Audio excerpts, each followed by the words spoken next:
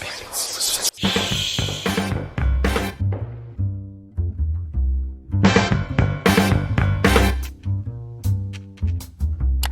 da muchísimo gusto ver que hay tantas personas aquí conectadas. Seguramente que están disfrutando mucho de esta jornada, ¿no? Bueno, para mi ponencia he elegido un tema que en realidad lo he tocado ya varias veces antes. Puede ser que en un primer momento como que se escuche un poco lejano de la práctica clínica, ¿no? Ya en el día a día, pero que yo considero especialmente importante para poder darle un plus al trabajo que hacemos, ¿no? Como terapeutas. Al menos yo tengo mayor formación en la terapia de expresión y compromiso, por eso voy a tratar de basar la mayor cantidad de información en ese conocimiento, ¿ok? Entonces, por eso he titulado esta ponencia como Volviendo a las raíces del contextualismo funcional. Entonces, nosotros podemos ver las terapias contextuales, ¿no? Dentro de las cuales se encuentra la terapia de aceptación y compromiso, como, digamos, técnicas que pueden ser novedosas, ¿no? Hay nuevas herramientas que aprender y enseñar a nuestros clientes, como por ejemplo técnicas de mindfulness, de fusión cognitiva, etcétera, etcétera, ¿no? Entonces podemos acercarnos a estas terapias como si fueran nuevas herramientas o nuevas recetas que seguir para poder lograr mejores resultados, ¿no? Entonces, esa podría ser una aproximación. Y de esa manera podríamos ir como que adquiriendo nuevas herramientas que vamos cogiendo en todos lados, ¿no? Pero el problema es que cuando nos acercamos de esa manera, ¿no? A las terapias contextuales, pues estamos perdiéndonos de algo muy valioso que es la base, vamos a decirlo así, o la mirada en particular que éstas tienen de la condición humana y del sufrimiento humano en particular, la cual va a ser un plus que nos va a permitir darle una coherencia a todo el trabajo que hacemos y que va a darnos mayores luces de cuál es finalmente la naturaleza y el objetivo de lo que buscan estas terapias, ¿no? Entonces vamos a tocar 4 puntos. Voy a tratar de ser riguroso con el tiempo para poder acabar. Son, digamos, temas amplios, pero vamos a tratar de resumirlos bastante. Vamos a hablar primero de la importancia de la filosofía para las terapias contextuales. Después, el contextualismo como hipótesis del mundo. 3, las características del contextualismo funcional. Y finalmente, la influencia del contextualismo funcional en la psicoterapia. ¿Ok? Entonces, solamente para darme la idea, a ver si estoy ahí, digamos, me están escuchando, mejor dicho, no estoy hablando solo. Sí me gustaría lanzar a veces algunas preguntas y ustedes pueden ir respondiendo lo que crean y yo voy a seguir hablando, no hay ningún problema, ¿no? Primero vamos a hablar un poco de la importancia de la filosofía para las terapias contextuales, ¿no? ¿Por qué sería importante para las terapias contextuales hablar de filosofía o de un punto de vista del mundo, vamos a decirlo así, ¿no? La pregunta que me gustaría lanzarles es, ¿podemos evitar el pararnos primero en un punto desde el cual mirar el mundo? ¿Qué piensan ustedes? Me gustaría que lo puedan comentar y después lo revisamos juntos, ¿no? Entonces, ¿cuál es la importancia de la filosofía? Dentro de los diferentes desarrolladores de la art, ¿no? Stephen Hayes es, vamos a decirlo así, el autor que bastante énfasis le ha hecho a esto, ¿no? Y él reconoce que ninguna teoría, ninguna aproximación puede, digamos, partir sin tener algunas asunciones previas. Es decir, que hay algunas ideas que permiten que esa teoría, que ese análisis se realice, que son previas a que todo este trabajo se haga. Y que justamente son esas asunciones digamos,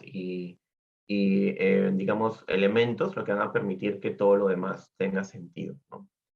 Entonces, lo que él menciona es que al observar las cosas desde un punto diferente, obtendremos también una vista distinta, ¿no? Entonces, no es lo mismo poder acercarnos a un fenómeno si es que nosotros partimos desde unas asunciones, ¿no? Previas, que si buscamos observar ese mismo fenómeno desde unas asunciones distintas, ¿no? Entonces, él lo que menciona es que justamente la presencia de estas asunciones diferentes dentro de, por ejemplo, de la psicología, es lo que a veces puede generar que haya muchas dificultades al momento de poder entender, ¿no? Las diferentes temáticas, ¿no? ¿Por qué? Porque justamente hay una base diferente en estas diferentes teorías y acercamientos, ¿no? Entonces, él lo que menciona, ¿no? Que es muy importante y que no podemos escapar, ¿no? A tener una postura filosófica. Él menciona que esto es algo necesario porque de esa manera estamos realizando un trabajo que es transparente, ¿no? Y que además nos permite dar a conocer a los demás, ¿no? De manera ética, qué es exactamente lo que estamos buscando con nuestro trabajo y nuestros análisis, ¿ok? Entonces, él menciona que asumir una postura filosófica de antes, desde el inicio, nos permite transparentar nuestras asunciones y postulados previos, establecer criterios de verdad. Estos criterios de verdad van a permitir el análisis que vamos a hacer y no son el resultado del análisis mismo, ¿ok? Permite claridad de un análisis responsable y además nos permite identificar asunciones diferentes entre dos posturas, ¿no? Entonces, eso sería muy útil para no caer, digamos, en una lucha con posturas diferentes, si es que no reconocemos primero que tal vez estamos partiendo desde un punto de vista distinto, ¿no? Entonces, para Hayes, esto es tan importante que incluso él menciona, ¿no? Solo podemos ignorar la filosofía si implícitamente asumimos una filosofía, pero parece mucho mejor asumir nuestras suposiciones conscientemente, ¿no? Entonces, él menciona de que incluso los que nunca se han preguntado si tienen realmente una filosofía detrás o si su trabajo se basa en alguna mirada del mundo en particular, pues esas personas, aunque no lo sepan, también han asumido una filosofía sobre el mundo, ¿no? Y para evitar justamente llegar a estos callejones sin salidas donde no podemos conciliar diferentes posturas porque justamente están basadas en miradas del mundo diferentes, pues lo mejor es que cada uno pueda finalmente hacer este ejercicio de poder hacer explícita, ¿no? Y poner, digamos, en conocimiento a los demás sobre cuál es esa mirada desde la cual está, digamos, realizando su trabajo. ¿Ok? Entonces, de acuerdo a ello, pues es sumamente importante que si nosotros vamos a acercarnos a trabajar, ¿no? Desde la clínica, desde un marco teórico, ¿no? Que tiene cierta coherencia, pues es muy importante saber cuáles son esas asunciones desde las cuales se ha elaborado ese marco teórico y esta propuesta de terapia, como es en este caso la terapia de aceptación y compromiso. Por eso es que para que le demos ese plus que les decía, necesitamos reconocer y recordar cuáles son esas asunciones previas desde las cuales estamos iniciando todo nuestro trabajo. ¿Ok? Entonces, vamos a hablar de esa mirada filosófica, de esa base de las terapias contextuales, ¿no? Que justamente le dan su nombre, que es el contextualismo, ¿no?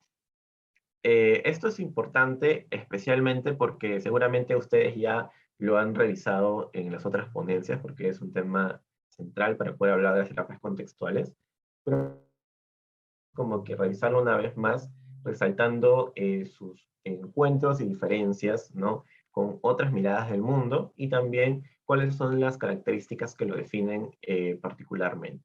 ¿Ok? Entonces, ¿cómo mira el mundo el contextualismo? Es otra pregunta, ¿no?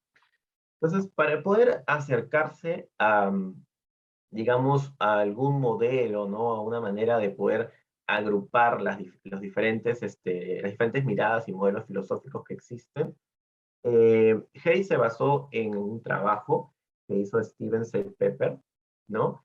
Que no tiene, digamos, nada que ver directamente con la psicología, pero que él tomó como, digamos, un trabajo que para él era muy importante, no todo, sino algunas partes de su trabajo, para poder reconocer esas miradas del mundo y además definir cuál sería la mirada del mundo desde el cual estaría partiendo, digamos, la terapia de aceptación y compromiso y las terapias contextuales en la mayoría de casos, ¿no?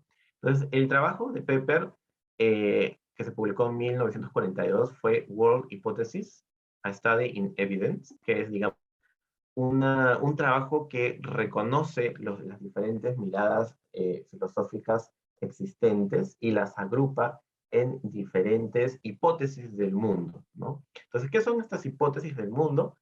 Son modelos del universo que son basadas en observaciones e inferencias, ¿no? Digamos, lo interesante aquí es que logra reconocer cuáles son esas miradas del mundo que son construidas principalmente desde el sentido común, ¿no? El conocimiento común. Y reconoce además que estas hipótesis son derivadas de una metáfora raíz, es decir, tienen como una metáfora de base que le da sentido a todo ese modelo, ¿no? Del universo, ¿no? Entonces, esta metáfora raíz, a su vez, implica una conceptualización de un dominio, ¿no? De un área basada en el sentido común, como les decía, ¿no? Entonces, vamos a ver cuáles son esas diferentes hipótesis del mundo que plantea Pepper y de las cuales se basa Hayes, ¿no? Y cuáles son las metáforas que alimentan a cada una de estas miradas del mundo. Es en ese sentido que Hayes reconoce la existencia de al menos cuatro grandes miradas o hipótesis del mundo, ¿no? Primero, el mecanicismo, en el cual la metáfora raíz es la máquina, es decir, es una mirada del mundo en el cual se busca conocer cómo funciona el mundo como si fuera una gran máquina, ¿no? Entonces, digamos, la persona que investiga comienza a identificar diferentes partes de la máquina, ¿no? Que funcionan cada una de manera independiente y elaborando una teoría, pues va encontrando cómo cada una de las piezas que va descubriendo, pues calzan en la máquina, ¿no? Entonces es una manera de construir, digamos, el mundo como que planteando cómo se podrían, digamos, de manera hipotética conectar diferentes partes del universo y entendiendo que todo el universo funciona como una gran máquina y nosotros tenemos que ir descubriendo cómo calza cada pieza, ¿no? En esta gran máquina. Después reconoce el formismo, ¿no? Cuya metáfora raíz es la similaridad, en el cual es una manera un poco más simple, ¿no? Del mecanicismo, en la cual solamente buscamos generar puentes, ¿no? Asociaciones entre diferentes objetos, por ejemplo, identificando, por ejemplo, los caracteres o características que definen esos objetos, ¿no? Por ejemplo, si es azul, si es dulce, etcétera, ¿no? La particularidad, ¿no? Si es una particularidad, como por ejemplo casos diferentes, y cómo todos eso participa dentro de diferentes clases o categorías, ¿no? Entonces, el formismo lo que busca es como que ir construyendo, identificando diferentes clases en las cuales participan diferentes, digamos, particularidades o individuos, ¿no? Que tienen caracteres en común. Después está el organicismo, cuya metáfora raíz es el organismo en que esta mirada se entiende el mundo como si fuera un gran en crecimiento, ¿no? Y nosotros vamos como que encontrando partes de ese organismo y tratamos de encontrar cómo se pueden relacionar de manera coherente con este gran organismo en desarrollo, ¿ok? Y finalmente el contextualismo, cuya metáfora raíz es el acto en marcha, ¿no? El acto se realiza en ese momento dentro de un contexto en el cual le da sentido a ese acto, ¿no? Que sin este contexto no tendría ningún significado real, ¿no? Entonces, eh, dentro del campo de la psicología y del análisis de la conducta, por ejemplo, Hayes se va a basar principalmente en el mecanicismo y el contextualismo, que son los que vamos a ver a mayor detalle, ¿no? Pero solamente para dejar una última mirada de estos cuatro miradas del mundo, ¿no? Vamos a utilizar este gráfico para más o menos entender qué cosa caracteriza cada uno, ¿no? Tanto el formismo como el mecanicismo son más analíticos. ¿Por qué? Porque reconocen que el todo es algo derivado, ¿no? Y las partes son lo real. Por ejemplo, como decíamos en el mecanicismo, vamos encontrando diferentes partes, como por ejemplo, no sé, pues, la memoria, eh, no sé, la atención, etcétera, y todo eso conectado como que nos da, digamos, la idea de cómo funciona nuestra mente, por ejemplo, ¿no? Una máquina de procesamiento de información, un ejemplo burdo, ¿no? Entonces, de esa manera, lo real son las partes y vamos como que construyendo, digamos, el todo, ¿no? En el caso del contextualismo y el organicismo, son sintéticos. ¿Por qué? Porque el todo es lo verdadero y las partes más bien somos lo que vamos a ir derivando, ¿no? Por ejemplo, en el contextualismo entendemos el acto como un todo, ¿no? Y más bien las partes las vamos derivando, como por ejemplo el organismo, ¿no? Que entra en contacto con ciertas partes del contexto, eso lo vamos a ir abstrayendo y derivando, ¿no? Si es que es del interés de nuestro análisis, ¿no? Pero lo real es el todo. Y por otro lado, el formismo y el contextualismo son dispersivos.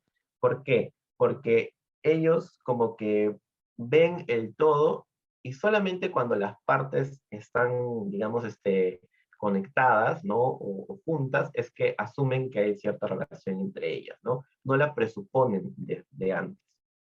En el caso, por ejemplo, del mecanicismo y el organicismo, esto sí se supone. Por eso justamente están en el otro extremo, porque son integrativos. Es decir, todo lo que encuentran ya suponen que tienen relación entre sí, porque tienen como que un plano, digamos, previo desde el cual miran la realidad, ¿no? Por ejemplo, el mecanicismo vería cómo esta pieza calza con las otras para darle forma a la máquina, ¿no? Y el organicismo, cómo esta parte se relaciona de manera coherente con las demás para seguir entendiendo cómo funciona y crece el organismo, ¿no? Entonces, solamente para tener una mirada de cómo, digamos, se aproximan al mundo estas cuatro hipótesis, ¿no? Entonces, como les dije, no vamos a profundizar mucho en todas, solamente vamos a tomar las que están más presentes en el campo de la psicología clínica, según Hayes, ¿no? Y que es importante que nosotros podamos ver porque justamente nos ayuda a entender cuál es la mirada crítica o innovadora que tienen las terapias contextuales frente a lo que usualmente se suele realizar desde otras miradas que según Hayes se basan principalmente en una mirada del mundo mecanicista, ¿no? Entonces, como les decía, el mecanicismo, su metáfora raíz es la máquina, ¿no? Esta máquina está compuesta por partes discretas e independientes relacionadas de una manera sistemática, ¿no? Las partes existen independientemente de las relaciones entre estas. Eso es algo importante, ¿no? Independientemente de las relaciones que existen, por ejemplo, entre la atención, la memoria, percepción, etcétera, estas entidades existen en sí mismas, ¿no? Son cosas que están ahí y que existen en la realidad, vamos a decirlo así, ¿no? Independientemente de lo que crea el investigador y de la relación que tengan entre el conocedor se relaciona al mundo creando una copia interna de este, ¿no?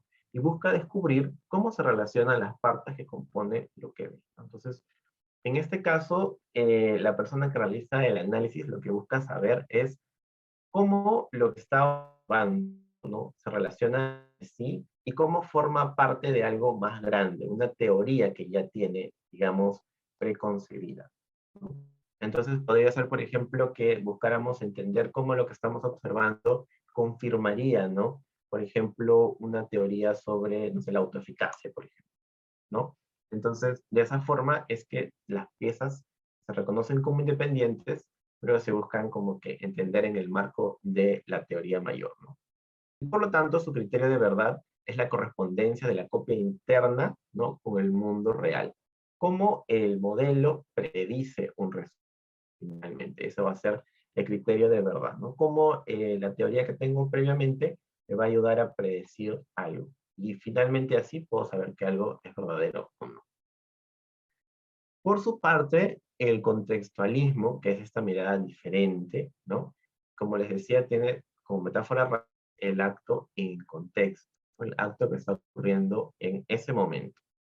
Entonces, el contextualismo se distingue porque busca entender a organismos completos, interactuando en un contexto situacional e histórico. Y esto es algo muy importante, ¿no?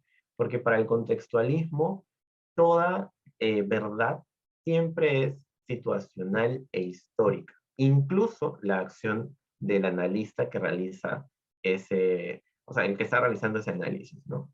Lo que integra un evento conductual como un todo es el propósito de la persona haciendo el análisis y el propósito de la persona comportándose, ¿no? Entonces es muy importante porque finalmente lo que le da sentido y permite decir que algo es verdadero es justamente cuál era el propósito de la persona que estaba comportándose y también cuál era el propósito de la persona que estaba realizando el análisis y que estaba identificando las diferentes partes, ¿no? De ese todo, ¿no?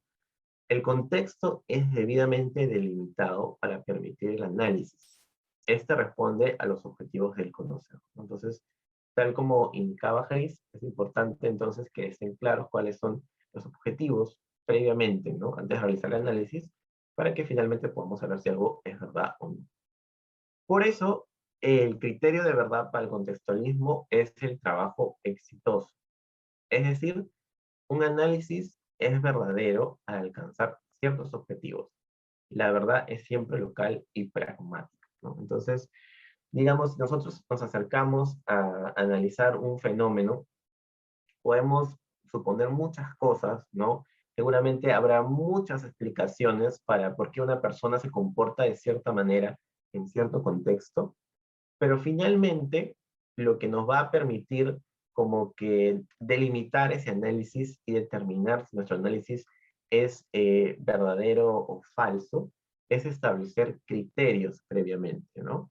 Y solamente de acuerdo a esos criterios, que son lo que a mí me interesa como analista conocer, puedo determinar que algo es verdadero o falso, ¿no? Entonces, fuera de ese contexto local, puede que no sea lo mismo. En otro caso, no lo voy a poder extrapolar tal cual, ¿no? Por eso siempre el criterio de verdad es específico y local e histórico, como decía, ¿no? Entonces, aquí podemos verlo de manera más resumida para que lo puedan tener en cuenta. Entonces, el mecanicismo, ¿no? Como les decía, tiene la metáfora base como la máquina, ¿no? Y su criterio de verdad, entonces, se basa principalmente en la predicción. Como, digamos, la teoría que yo estoy concibiendo, ¿no? Me ayuda a predecir el comportamiento de una persona, ¿no? Por ejemplo, como mi teoría de la autoeficacia me ayuda a predecir que tal persona se va a comportar de cierta o tal manera, ¿no? Entonces, si mi teoría me dice que tal persona tiene alta autoeficacia y efectivamente se comporta de cierta manera, entonces yo puedo decir que mi teoría es verdadera, porque me ayuda a predecir lo que hace esa persona, ¿no? Contrariamente, el contextualismo, ¿no? Tiene un criterio de verdad que no se basa únicamente en la predicción, y eso es algo muy importante tenerlo en cuenta, sino que además tiene como otro criterio integrado que no se puede separar de la predicción e influencia. Es decir, lo que busca finalmente el contextualismo para determinar que algo es verdadero o no en el campo de la psicología es predecir, ¿no? Cómo se va a comportar la persona y también cómo vamos a influenciar en ese comportamiento. Entonces, para el contextualismo funcional, por ejemplo, la teoría de la autoeficacia no sería del todo completa porque no nos permitiría finalmente, no nos daría luces sobre cómo influenciar, que también es algo súper importante para poder hablar de que es algo verdadero para el contextualismo, ¿no? Muy bien, entonces, esta ha sido la parte más densa, es un poco más cargada de información. Yo he tratado de resumirla al máximo porque es bastante, ¿no? Pero creo que lo más importante es lo que podemos ver aquí en este cuadro de manera resumida y comparando estas dos diferentes miradas, ¿no? Que desde un lado, según los desarrolladores de la Act Common Case, está presente en la mayoría de las miradas actuales en psicología, y por otro lado, el contextualismo funcional, que lo vamos a ver ahora, que es justamente el que le da base a esta nueva mirada de la cual se nutren las terapias contextuales, ¿no? Entonces, ahora como les adelanté, vamos a tratar de aterrizar un poco cuáles son las características distintivas que distinguen al contextualismo funcional, porque dentro del contextualismo hay incluso una división que hace Hayes, quedándose de manera específica con el contextualismo funcional como la base de la terapia de aceptación y compromiso y de otras terapias contextuales, ¿no? Entonces, vamos a tratar de ver qué es lo que distingue al contextualismo funcional y cómo eso impacta, ¿no?, en la mirada de las terapias. Hayes identifica dos tipos de contextualismo de acuerdo a sus objetivos. Esto es importante. La diferencia de los contextualismos, según Hayes, tiene que ver con cuál es el objetivo que buscan, ¿no? Para justamente cumplir con su criterio de verdad. Por un lado está el contextualismo descriptivo, ¿no? El cual, digamos, se parece mucho, él mencionaba, por ejemplo, el trabajo que hace un historiador, ¿no? Que busca la apreciación de los individuos en un contexto completo, ¿no? Y reconoce además que muchas veces este ejercicio es un ejercicio personal, porque finalmente no hay digamos, una delimitación clara de hasta dónde va a llegar ese análisis, ¿no? ¿Por qué? Porque yo sí quiero, por ejemplo, conocer cómo era la realidad histórica, ¿no? En cierto momento de la vida de una persona, puedo comenzar digamos, a investigar, a, digamos, sumergirme, ¿no? Y explicar cómo se vinculaba con diferentes contextos. Y así puedo seguir y seguir y seguir. En realidad no hay un límite claro de hasta dónde llegar, ¿no? Por eso muchas veces lo reconoce como un ejercicio personal, porque finalmente el límite lo pondría cada analista. Y por otro lado, estaría el contextualismo funcional, el cual busca la predicción e influencia de la interacción en proceso de organismos completos con su contexto, definido históricamente y situacionalmente, ¿no? Entonces, aquí, como dijimos, lo que distingue al contextualismo funcional de otras formas de contextualismo va a ser sus objetivos, ¿no? Previamente señalados antes de realizar el análisis, que son la predicción e influencia, ¿no? Y esto además entendido como algo que siempre va de la mano, o sea, no se pueden separar, ¿no? La predicción y la influencia. Entonces, el mensaje fuerza aquí es que el contextualismo funcional se distingue por sus objetivos específicos, ¿no? Entonces, como les decía, el contextualismo funcional tiene como objetivo la predicción e influencia del comportamiento de los individuos.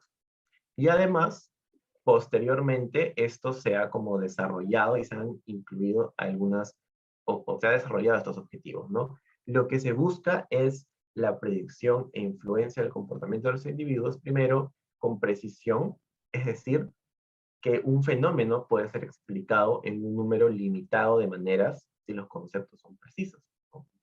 Digamos los conceptos más precisos. Por otro lado, con alcance, ¿no? Que un análisis es además relevante para un amplio abanico de fenómenos, ¿no? Ahí estamos diciendo que nuestro análisis se puede, digamos, extrapolar a diferentes ámbitos, ¿no? Y finalmente, profundidad, porque el análisis es consistente con otros niveles de análisis. ¿Okay? Entonces, todo esto es lo que distingue y lo que le da la característica crucial al contextualismo funcional, lo distingue de otros contextualismos y, como decíamos, es lo que nos permite entender cómo estamos mirando el mundo desde las terapias contextuales. ¿Ok?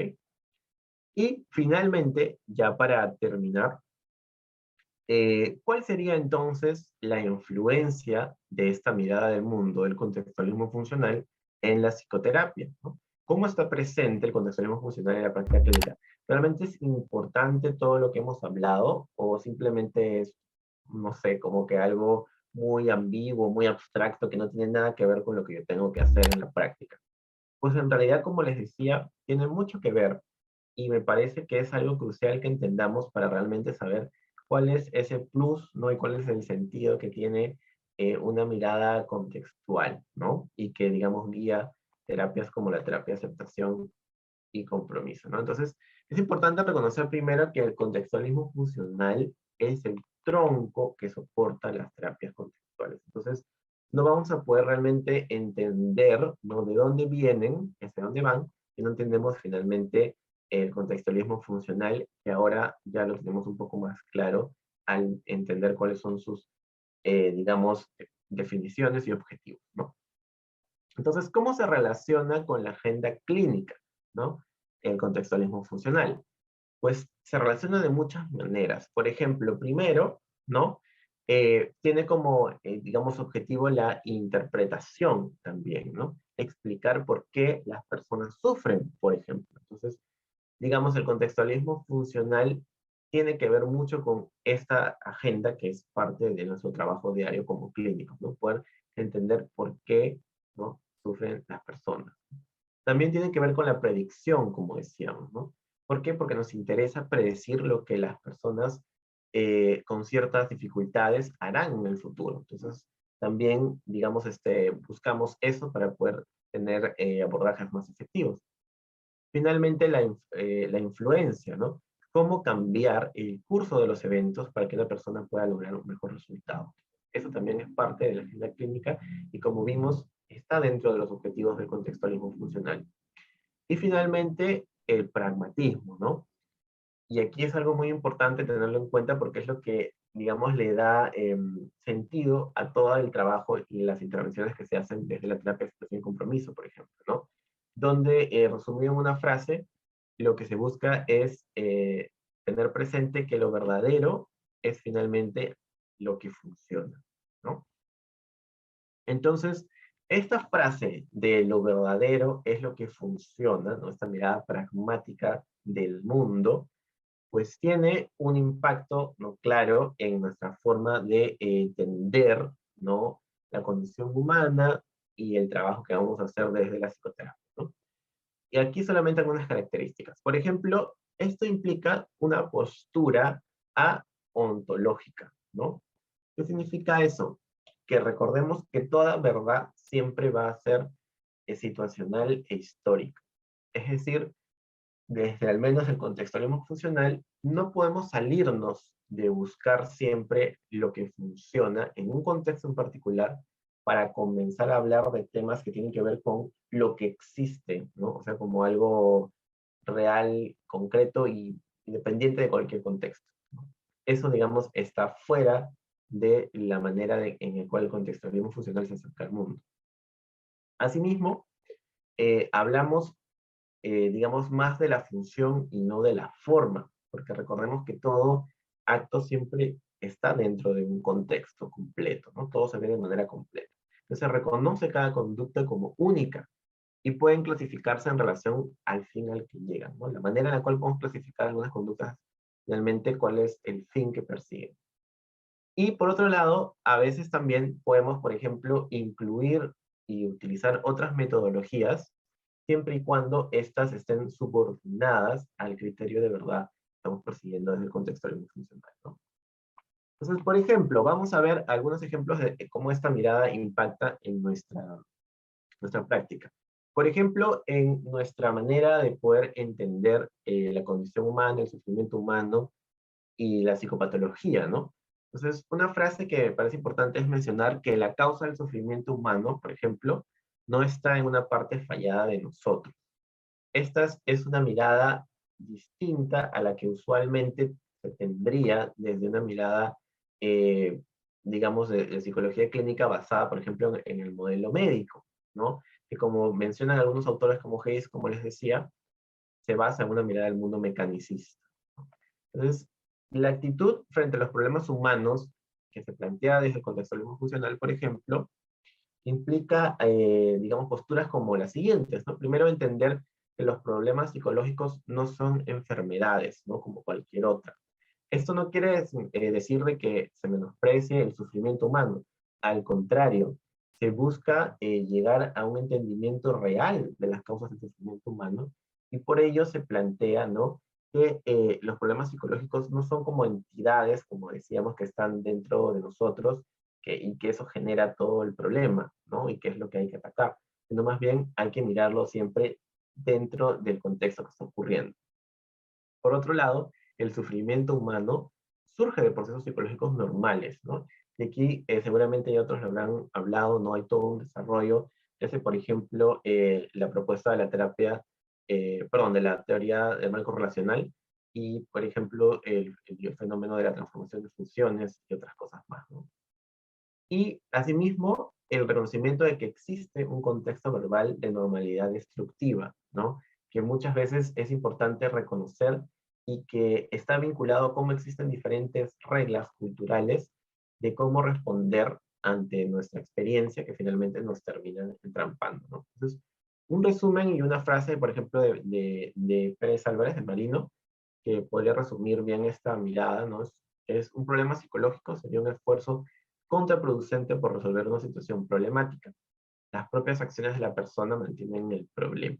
Entonces, finalmente aquí estamos entendiendo cómo, digamos, mirando el todo, se pueden identificar cómo se han relacionado las diferentes partes hasta finalmente terminar en un problema, ¿no?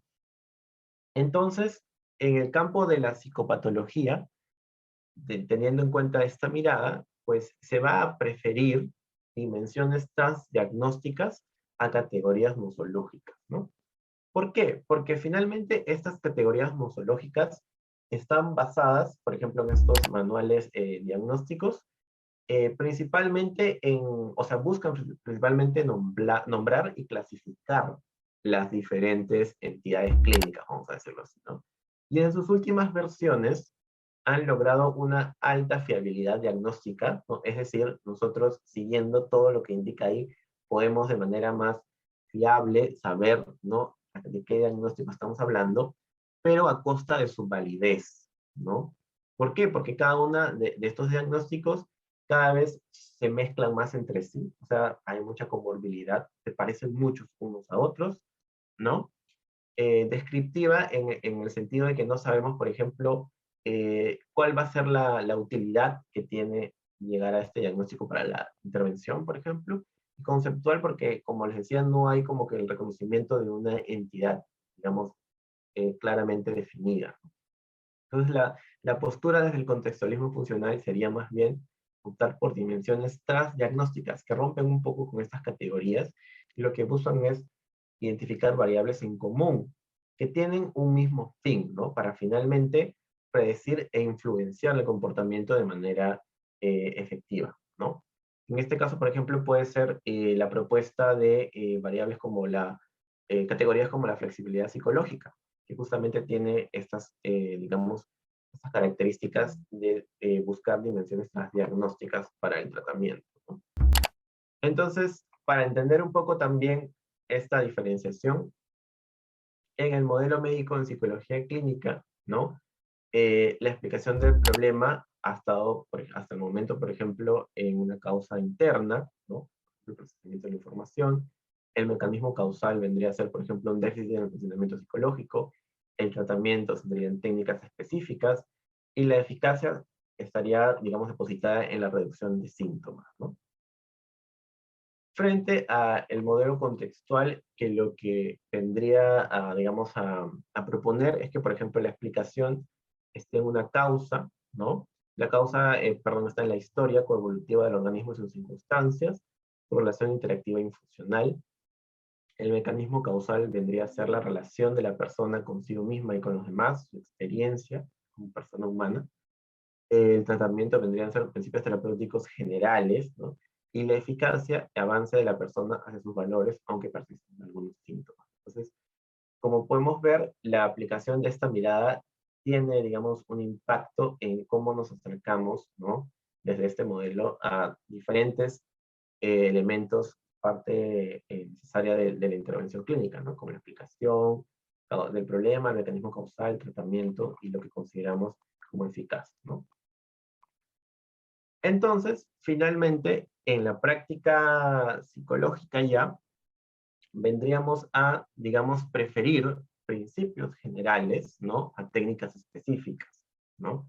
Hasta el momento, por ejemplo, en la tradición de la TCC, hay, digamos, un gran abanico de técnicas que están bastante bien delimitadas, que responden supuestamente a estas entidades ontológicas, como decíamos, pero que desde la mirada de la terapia de aceptación y compromiso, de base al contextualismo funcional, lo que podría priorizarse son justamente estos principios generales, ¿no?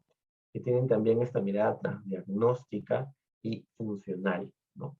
Entonces, lo que se busca es identificar estrategias claves aplicadas de manera amplia, ¿no? Porque finalmente lo que buscamos es cuáles son esas estrategias que intervendrían de manera funcional, ¿no? Basadas, obviamente, en los postulados del contextualismo funcional, como les decía, ¿no? Entonces, esa es otra diferencia importante que se deriva de la mirada que tiene las terapias contextuales, ¿no? Y más aplicado, por ejemplo, en la ACT, y con esto ya finalizo, aplicado, digamos, toda esta mirada en lo que implica la terapia de aceptación y compromiso, podemos verlo en posturas como estas, ¿no? Por ejemplo, la ACT reconoce que los valores de la persona son la guía a una vida con significado, ¿no? En este caso, entonces, el problema siempre es entendido dentro del contexto de la vida de la persona, ¿no? Porque finalmente lo que le da sentido a este problema es que la persona, por ejemplo, no está pudiendo acercarse a lo que ella considera como valioso, ¿no? Busca generar repertorios amplios y flexibles, más que eliminar conductas problema, ¿no? Asimismo, el contexto y el propósito de la acción son problemáticos, no su forma. Y aquí es algo importantísimo, ¿no? Recordemos, por ejemplo, que propuestas más tradicionales, por ejemplo, plantearían la supresión o reestructuración de algunos pensamientos o cambios, ¿no? Lo que busca una mirada contextual no es, digamos, atacar o cambiar la forma, sino más bien la función que tiene, ¿no? Por eso, digamos, cambiando el contexto sociocultural, las reglas que existen cuando aparece cierto pensamiento, lo que se tiene que hacer cuando aparece cierto pensamiento, cierta emoción, ¿no? Cambiando esas reglas, es que estamos cumpliendo de manera eficaz con los objetivos del contextualismo funcional que dijimos que es proyección e influencia. Entonces, de esa manera, solo cambiando el contexto, ¿no? Socioverbal, es que estamos finalmente cumpliendo con esos objetivos de manera precisa, ¿no? Asimismo, se reconoce que la experiencia del cliente es respetada como el último árbitro. El gran mensaje es empoderante y validante siempre, ¿no? Y se pone atención a las agendas culturales que no funcionan, como les decía, a estos contextos de literalidad, ¿no? De solución de problemas, etcétera, ¿no? Entonces, desde estos postulados de la ACT, podemos ver de manera clara que hay una relación eh, digamos, clara entre los postulados de contextualismo funcional y lo que se busca en terapia finalmente, ¿no? Y lo podemos ver incluso desde cómo se plantea la intervención, ¿no? Porque finalmente lo que buscamos es determinar con la persona qué es lo valioso para ella, ¿no? Hacia dónde queremos movernos. Y solamente en función a esos criterios es que todo el trabajo que hagamos va a ser verdadero o falso, ¿no? O sea, va a tener sentido, impacto o no. Solamente dentro del contexto de lo que la persona considera como valioso. ¿Ok? Entonces ahí estamos ya acercándonos a la situación desde una mirada funcional, ¿no? Basada en el contextualismo funcional. Entonces, el último mensaje que les dejo es de Hayes, en el que menciona que la ACT, la terapia de aceptación y compromiso, es esencialmente una terapia contextual por sus intentos de alterar el contexto socioverbal en lugar de la forma o contenido de la conducta clínicamente relevante, ¿no? Entonces aquí podemos entender y ver cómo esta mirada pues está, digamos, claramente influenciada y basada en los postulados del contextualismo funcional, en esta mirada del mundo, y solamente así pues vamos a entender la lógica y el fin que se persigue finalmente, ¿no? Con las intervenciones. Muy bien, eso sería todo. Muchísimas gracias. He tratado de correr un poco para cumplir con el tiempo, pero espero que se haya podido entender y quedo atento a sus comentarios o preguntas. Muchas gracias por tu presentación, Rodrigo, como siempre, muy ilustradora, ¿no? Y muy amigable para las personas que recién quizás están acercándose a este movimiento de psicoterapia contextual, ¿no? Muchas gracias por ello. Y también me encanta también tu versión del logo, ¿no? No sé si, no sé cómo lo hiciste, ¿no? Pero, bueno, pues, muchas gracias, o sea, en verdad. Eh, bueno, invito a los participantes, en los minutos que nos quedan, que puedan hacer algunas preguntas, algunos comentarios. Yo sé que Rodrigo va a estar muy dispuesto a poder resolverlas de manera amable, ¿no? Entonces, les pediría, si no tienen algún comentario, pues también las felicitaciones nunca están de más, ¿no? Y yo inicio con esas, ¿no? Felicitar a Rodrigo por su presentación. Entonces, quedamos abiertos a los comentarios de los asistentes, los participantes, si tienen alguna pregunta. Acá nos dice Rodrigo, nos dice Mercedes Arazú, nos dice, gracias Rodrigo, ¿podrías compartirnos algunos papers para profundizar más en el tema? Es lo que nos dice. Sí, voy a dejar compartir. Eh, sí, hay, digamos, como que varios papers de Hayes justamente, que han sido recopilados en como que sus escritos canónicos. ¿no? De los cuales yo me he basado principalmente para poder profundizar sobre ello, ¿no? Por ejemplo, hay dos artículos que me parecen importantes, ¿no? En el primero habla de como que encontrar, ¿no? El núcleo filosófico en el cual revisa estas miradas del mundo de Pepper, ¿no? Ahí van a poder profundizar un poco más sobre qué implica cada una de estas miradas, ¿no? En la explicación del criterio de verdad de cada uno. Y hay otro más en el cual habla de los objetivos del análisis y las diferentes variantes de contextualismo, ¿no? Ese es otro paper que me parece importante para que ustedes entiendan los objetivos, ¿no? Del contextualismo funcional que lo distinguen de otras formas de contextualismo, ¿no?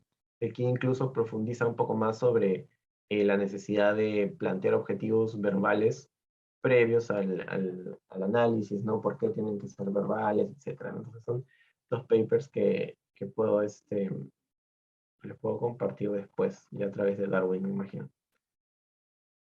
Claro, muchas gracias, Rodrigo, ¿no? Y yo también, pues nosotros tuvimos, yo creo que, pues quizá me adelanto un poco y pues tenemos una carpetita ahí del curso que hicimos, ¿no? Introducción a los conductismos, aquella introducción a la psicoterapia contextual, y ahí también. Yo creo que podemos compartírselo, ¿no? No hay problema. Mientras que el conocimiento vaya, no tenemos ningún problema nosotros. Y sí, no, muchas gracias por mostrarle interés, ¿no? Nosotros regalones, como le decimos, ¿no? Si preguntan más y esto, pues, regalan más. Acá hay no solamente les pediría como parte a los organizadores que nos lo hagan, si no lo hacemos, pues igual nos lo recuerdan en el correo, ¿no? El correo electrónico. Luego aquí nos dice Sabina Maribel Quispe, nos pregunta una consulta, ¿no? Se habla de una primera y segunda generación de terapia y también incluye las terapias contextuales en las denominadas terapias de tercera generación. ¿Qué tan cierto o falso es eso? Ujú. Eh, sí, efectivamente hay, digamos, esa nomenclatura, pero si analizamos a mayor detalle esa nomenclatura de tercera generación, segunda, etcétera, en realidad muchos autores como que tienen una mirada crítica, especialmente si no se especifica de qué se está hablando finalmente, ¿no? Como tercera generación, o sea, si cuál es lo novedoso, lo diferente que haría que esta sea una nueva generación de terapias, ¿no?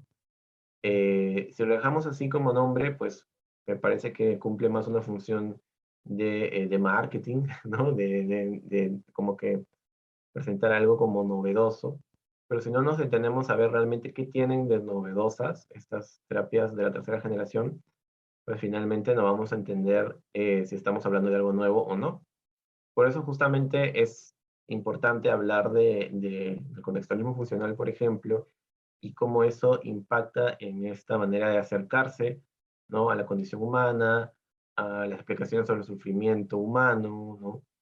Y cómo eso impacta en la práctica clínica, ¿no? En cómo entendemos la psicopatología, la función de la psicoterapia, etcétera, ¿no? Entonces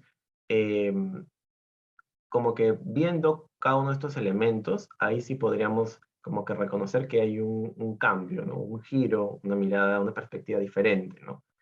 Que si solamente mencionamos como tercera generación, ¿no? Porque queda finalmente como un nombre vacío.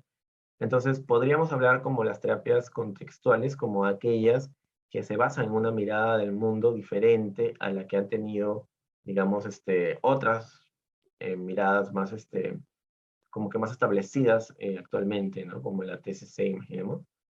Eh, y tendrían algo realmente novedoso si es que entendemos qué aportan, ¿no? Porque si no entendemos qué dan de nuevo, entonces finalmente solamente es un nombre vacío, ¿no? Entonces yo diría que las terapias contextuales aportan algo, sí, porque plantean diferentes elementos que he tratado de resumir basados en esta mirada del mundo distinta a la que se ha tenido hasta el momento, ¿no? Entonces eso sería más o menos mi respuesta. Muchas gracias, Rodrigo, por tu respuesta. Yo creo que fue una respuesta muy honesta, ¿no? Que generalmente no suele suceder. Y yo creo que los participantes deberían también agradecérsela a, a- a Rodrigo porque pues les invitamos a que revisen un artículo del 2004, que es justamente donde se le da el apelativo de tercera generación. Un esfuerzo interesante de Stephen Hayes, pero que, como muy bien lo comenta Rodrigo, tiene un fin, como también la ciencia depende de ello, ¿no? De acercarse a una nueva población de psicoterapeutas, ¿no? Digámoslo así, ¿no? Salir de la esfera de los psicoterapeutas conductuales, ¿no? Sino ir más allá, ¿no? Que también es, a mí ya con el tiempo, yo pienso que es elogiable hasta cierto punto, porque pues permite, ¿no? Eso, ¿no? Por ejemplo, permite espacios como los que estamos el día de hoy nosotros, ¿no? Que seguramente muchos de nosotros hemos estado interesados por el término de tercera generación que suena, ¿no? Que de hecho viene a hacer un símil, ¿no? De la farmacoterapia, ¿no? Farmacología, que le llaman justamente a muchos fármacos de primera, de segunda, de tercera generación. También hay esa nomenclatura en uso. Pero bueno, ¿no? Aquí nos comentan también, ahí te están felicitando. Omar David Trigoso nos comenta: muchas gracias por compartir tus conocimientos. Mi consulta es de tu conocimiento, ¿encuentras alguna crítica o limitación al contextualismo funcional? Sí, una pregunta. Justamente, por ejemplo, partiendo primero de lo que decía Hayes, justamente revisando nuevamente los apuntes, me parece importante una cita que él tuvo, porque él reconoce algunas ventajas y también debilidades del contextualismo funcional, ¿no? Primero voy a decir lo que él opina y después voy a comentar lo que yo pienso.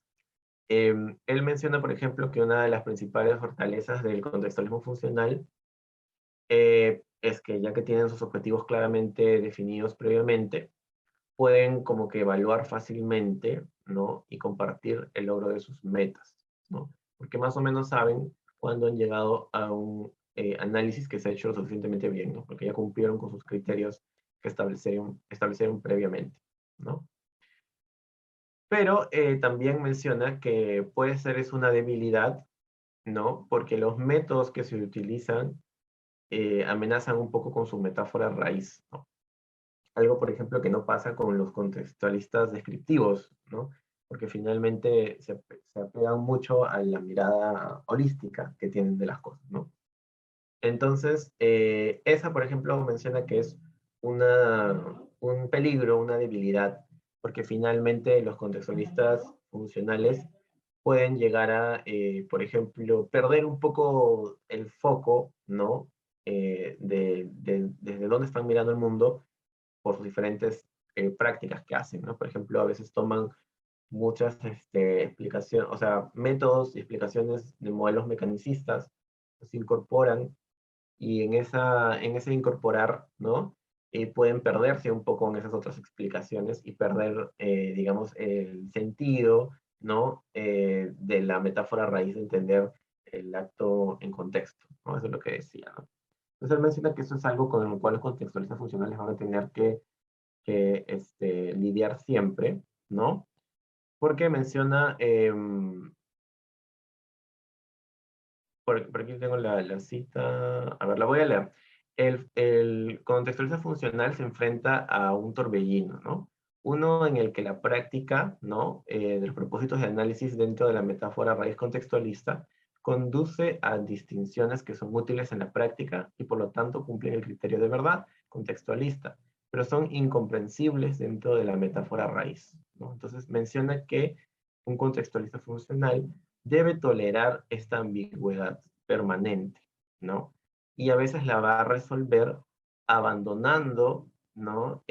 Su meta de influenciar en el comportamiento o en otras incluso abandonando la mirada contextualista. Me pareció interesante esta cita, ¿no? ¿Y qué pienso yo?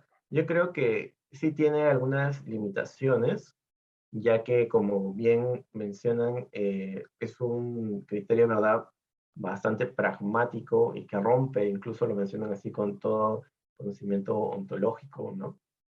Entonces puede ser muy difícil como que pueda como que interactuar y nutrirse de otras miradas, ¿no? Otros postulados que finalmente no tienen su mirada, ¿no? Y puede ser como una manera de como que de aislarse también, ¿no? De las cosas. Y a mí al menos también me parece que finalmente se puede perder un poco, no lo sé, como que a veces siento que puede ser un juego de casi todo vale finalmente, ¿no? Si funciona. Entonces también pueden como que encontrarse cosas muy, muy particulares dentro de esta mirada contextualista funcional, ¿no? Entonces, mi principal preocupación sería cómo entender, ¿no? Que existan leyes que se pueden generalizar al comportamiento humano si finalmente desde la mirada contextual todo es muy como que situacional e histórico, ¿no?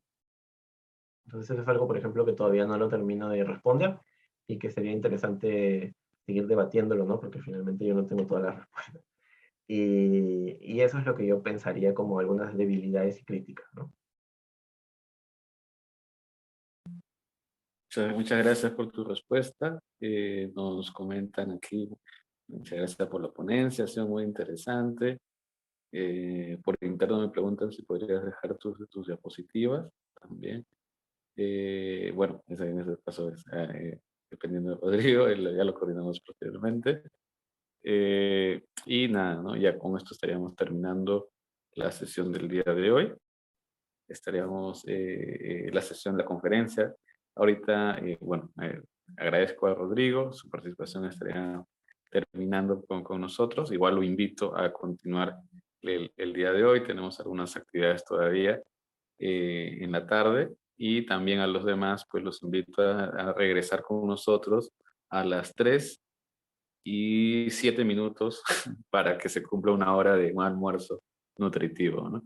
Que puedan ir a comer, puedan ir a estar un rato con los suyos y luego ya retomar las actividades que tenemos planificadas a partir de las 3:10, ¿no? Porque ya son las 1:08.